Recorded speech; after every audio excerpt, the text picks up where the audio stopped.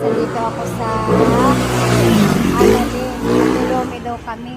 Tapos sabi ko sa aking jowa, wala pa si ate, baka hindi ako payagan.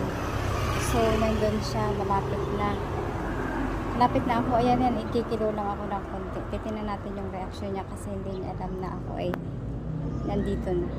Titignan natin kung ano reaction. Nandito siya. Pabili.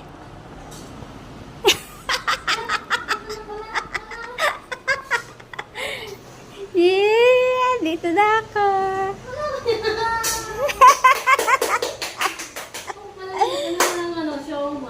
Ha? Ako ngay nag-live.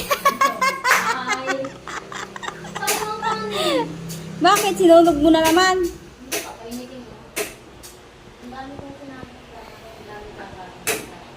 Ayun guys, nandito na ako.